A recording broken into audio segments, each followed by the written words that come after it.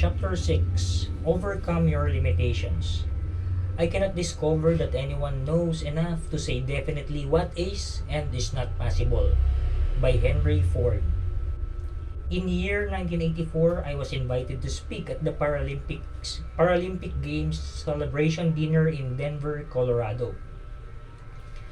It was just after I had come home from my Olympic gold win in Sarajevo, and I showed up with my chest held high, basking in all of my Olympic fabulousness, only to be greeted by a room full of athletes who, without saying anything, made me realize how much I still had to learn about being a champion.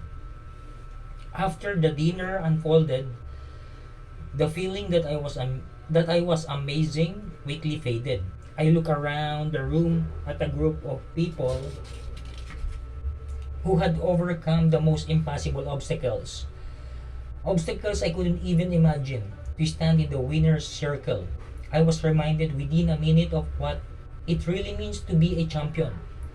Paralympic athletes do things most people could never imagine. They go down mountains on one leg at 70 miles per hour. They play hockey in sleds, sitting on a skate without the ability to use their legs. They play basketball in wheelchairs. These athletes have pretty much any physical disability you can imagine. And yet they compete at an extremely high level, beyond anything most of us would dare dream. Winning is about tapping into your innate human potential. This is a lesson to all of us that it is not a lack of skill or talent or capability or know-how that keeps us from achieving our own personal victory. It's a lack of bravery, a lack of willingness to put all of our cards on the table. If we could only get over our excuses, we would find that we have always been the champions we long to be. We've been holding back. What if you were able to achieve the kind of personal potential in your life that Paralympic athletes achieve in their lives every day? We can rise above not only expectation but also the things that normally would hold anyone back. Winning is not normal, but it's so important. A champion says, I will not let my limitations keep me from achieving my dreams. I will make the impossible possible. This is what the athletes of the Paralympic Games are doing every day. Why is it taking so long for us to get it? The only disability. The only disability in life is a bad attitude. I repeat this over and over again to the skaters I work with, to my kids, and to anyone who will listen. Really, that's how important I think it is. This approach to life can be the difference between winning and losing, between first place and last place. No matter who you are and no matter what finishing first looks like for you, any goal will always have obstacles, difficulties, and setbacks. You will be defined not by those setbacks but by how you respond to them. You can decide ahead of time, before you even set out on your journey, that this is going to be too hard and you will be right. Or you can learn to identify setbacks as minor problems that you need to put behind you and decide you have a good time doing whatever it is you are doing. I mean, if you're not having fun doing something, then why are you doing it?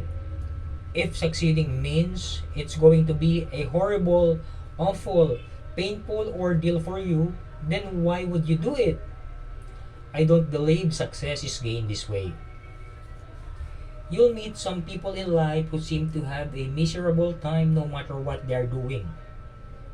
They could be on a vacation at the beach and they would still find something to complain about. The towels at the resort weren't big enough. The hotel staff weren't friendly enough. The weather was too hot or too cold. Then you'll meet other people who tackle life's biggest obstacles with incredibly tenacity and smile and laugh their way through it. It's not a difference in circumstance, it's a difference in perspective.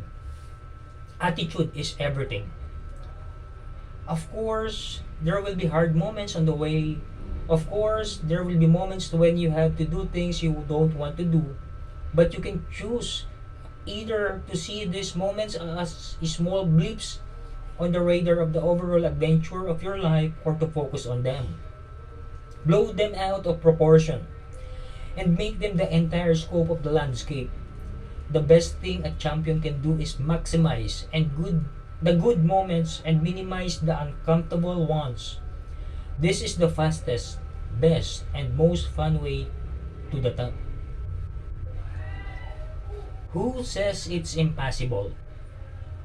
I recently learned about a young man named Kyle Maynard who wanted to climb to the top of Mount Kilimanjaro.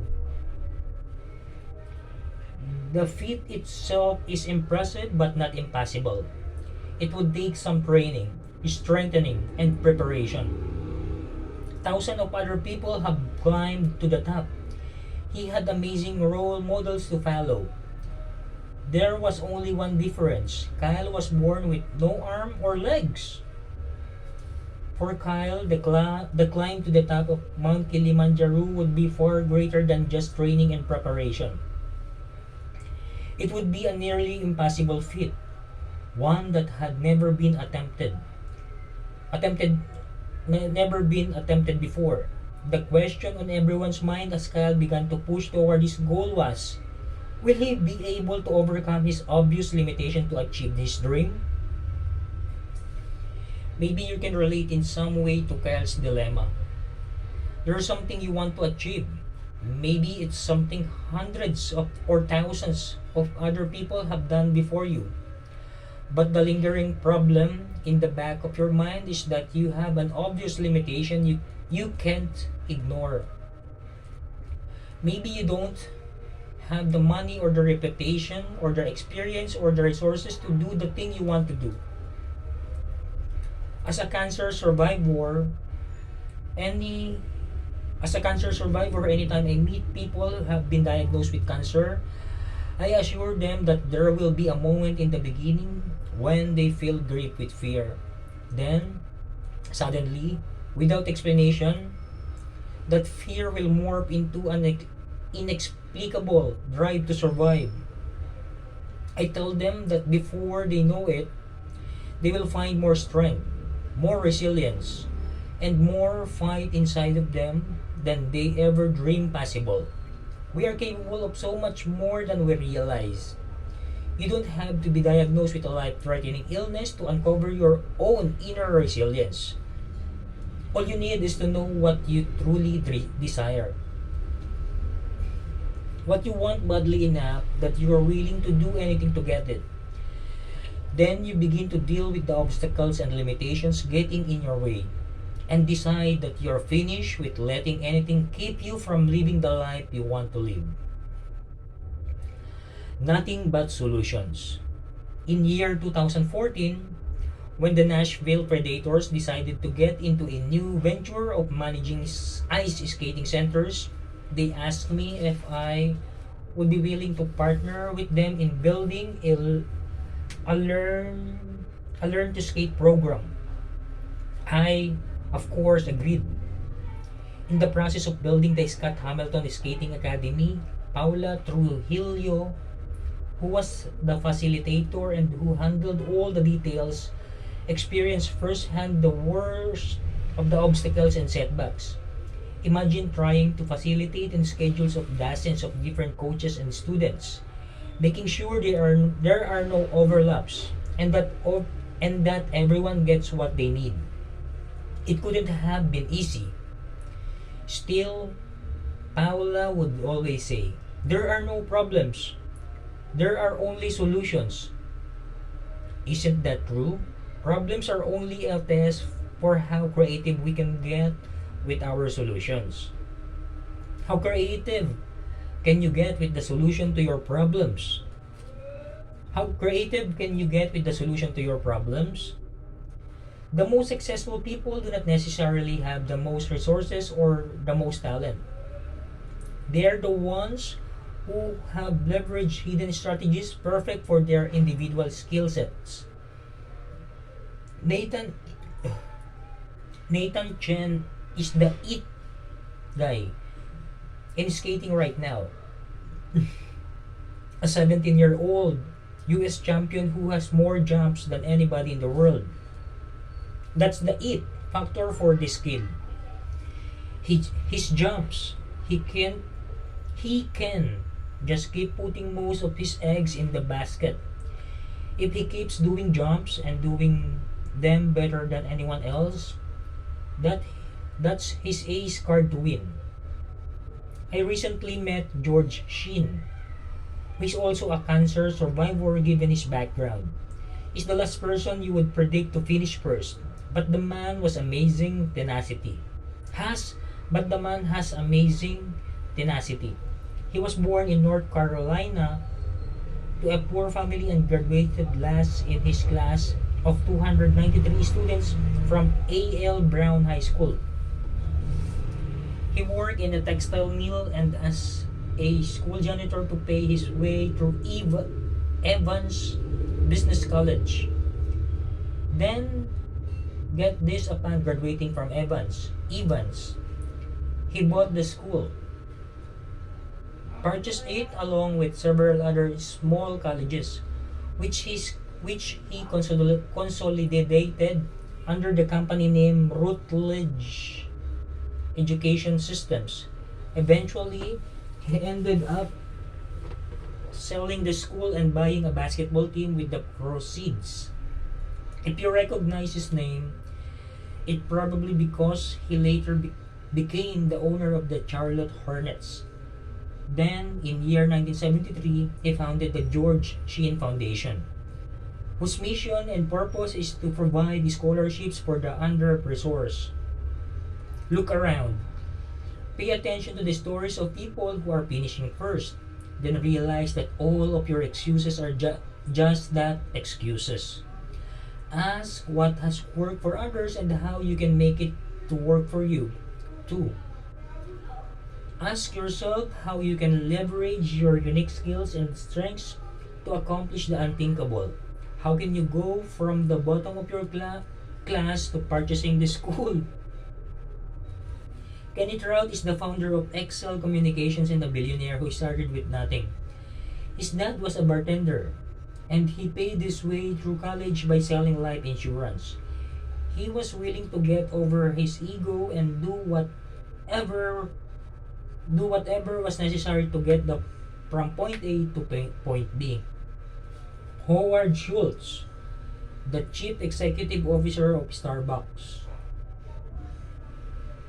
grew up in a housing complex for the poor and started his business career selling copiers for Xerox. Even at Xerox, Schultz quickly became one of the top sellers and was promoted to full sales representative. He had the charisma and the charm to win people over and get them to buy anything, even a copy machine. Oprah Winfrey was born in poverty to an unmarried teenage mother and raised for her 6 years by her maternal grandmother, who it is said was so poor that Oprah sometimes wore potato sacks as dresses.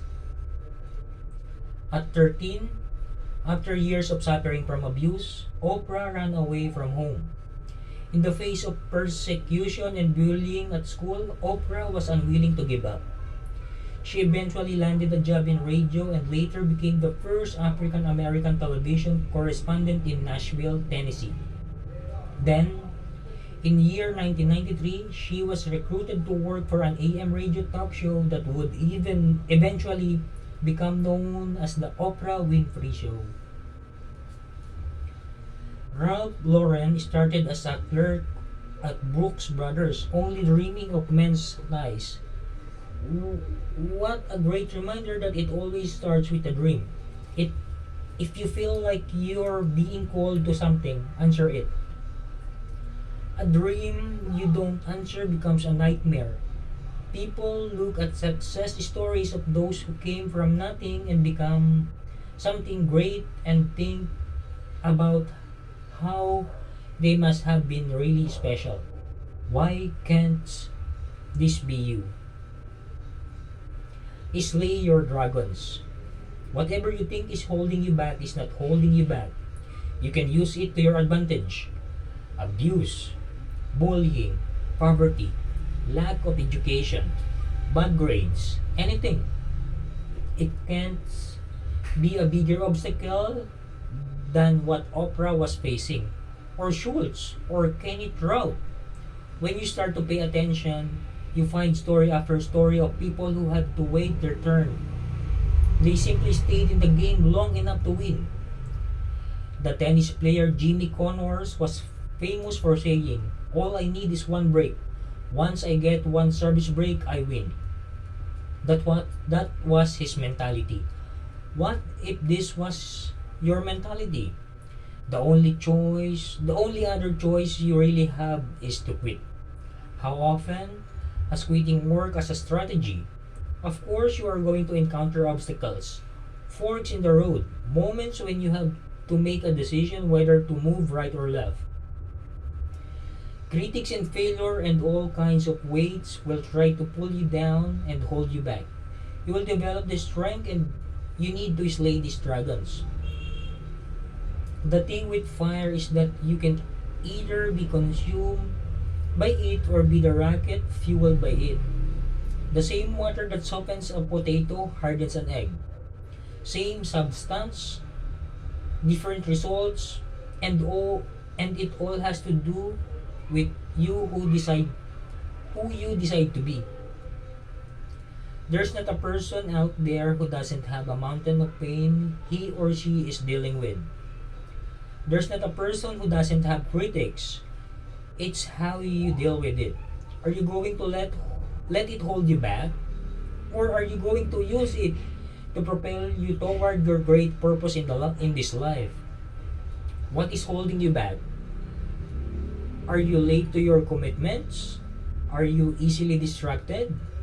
Do you need to work on communication skills? Do you have impulsive decisions? Even something as simple as the way you present yourself to people can have a huge impact on your ability to finish first. Rather than overlook your weaknesses, become someone who is worthy of winning by overcoming them. When it came to climbing Mount Kilimanjaro, Kyle Maynard's attitude was, "Every excuse we make keeps us from getting what we want out of life." How many people have this attitude about overcoming challenges? It it is this attitude that drove all of Kyle's training and sent him to Tanzania. Whether he would attempt something that, for most people, would have seemed impossible, maybe even crazy. Possibly the greatest day of your adult life is when you walk into a living space that you are paying for. Not your parents, not anyone else. You. There's no feeling like it. Even if life will give you handouts, you'll never be satisfied with getting things for which you didn't have to work to have them. You are craving a challenge, aren't you? I believe we all are wired for struggle. And until you make the decision to fight for what really matters to you, you're going to continue wondering if you're missing something. You were made to answer the bell.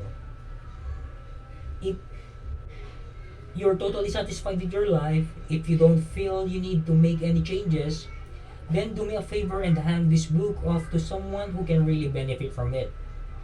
But if you look at where you are and it's not exactly where you want to be, then ask yourself what it would look like for you to show up in mind, body, and spirit to what you are wanting to do. All you have to do is look around. Examples of people who show up every day are everywhere. Every athlete you admire, every business person you admire, every leader you admire shows up in ways you probably don't even know. Because it's not dramatic. There's not a bunch of fanfare. Nobody gives you an award or a trophy for doing a work.